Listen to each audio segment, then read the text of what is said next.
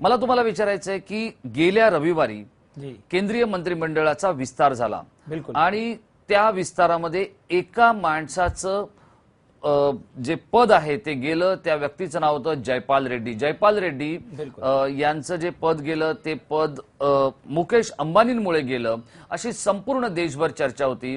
आणि या चर्चेमुळे पुन्हा एकदा मुकेश अंबानी कशा स्वरूपात सरकारला धारेवर धरतात किंवा सरकारला प्रभावाखाली धरतात हे आपल्याला बघायला मिळालं. मला तुम्हाला विचारायचं आहे की मुकेश अंबानी यांनी याआधीही अनेक पेट्रोलियम मंत्र्यांना बदललं आणि या सगळ्या वादाची परिणती अशी झाली की रिलायन्सचे शेअरचा जो भाव आहे शेअर बाजारातला तोही घसरला आणि एकूणच रिलायन्सला दणदणीत असा फटका बसला.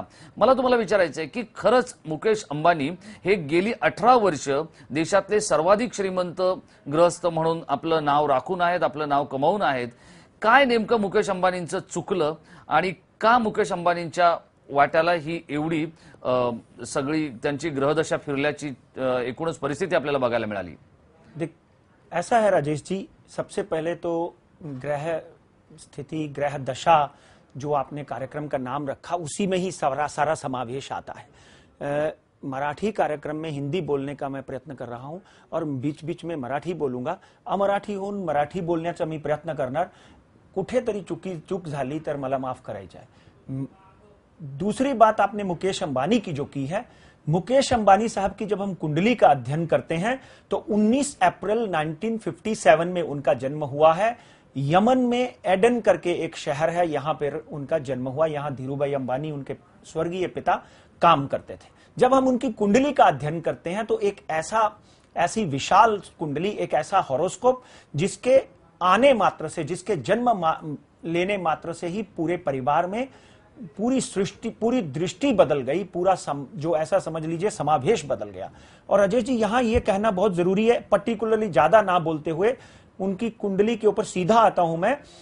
तुला लगन की कुंडली, धनु राशि, तुला लगन की कुंडली. मित्रों एक बात का ध्यान रखें, तुला लगन की कुंडली, लगन में पिछले 3 महीनों से चल रहे थे शनि मंगल, यानी विष योग चल रहा था. उसके ऊपर शनि मंगल के बाद में शनि और सूर्य चल रहे हैं. पिछले कार्यक्रम में भी राजेश जी ने इसके ऊपर बहुत चर्चा की थी. तो कहीं ना कहीं ऐसा समझ लीजिए कि मुकेश ग्रह दशा से तो भगवान राम ना बच सके, 14 साल का वनवास जाना पड़ा. जानकी सीता ना बच सकी, वनवास काटने के बाद में भी वनवास जाना पड़ा. मुकेश अंबानी साहब को अगले 2.5 से 3 महीनों में हो सकता है सामाजिक प्रतिष्ठा के ऊपर आंच आए.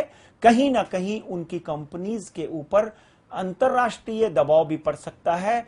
विरोधी लोग जो हैं वो भी खड़े हो सकते हैं, जिनमें अगर विरोधी नहीं भी होते, इंडिया अगेंस्ट करप्शन वाले जो हैं वो मुकेश अंबानी के अगेंस्ट खड़े हो सकते हैं. जन समूह खड़ा हो सकता है जब तक शनि और सूर्य इकट्ठे हैं. इसलिए ये जो जयपाल रेड्डी की बात कर रहे हैं, उससे पहले भी अगर आप मुरली देवरा की बात करें, मणिशंकर अय्यर की बात करें, मुरली देवरा की बात करें, तो यही बात चलती थी कि इन्होंने मंत्रालय तो ये चलाते हैं, इस बात में कोई दो राय नहीं. उनकी कुंडली में आज भी इतना दमखम है, मगर अप्रैल तक मुकेश अंबानी जो है उनको सावधान रहना पड़ेगा.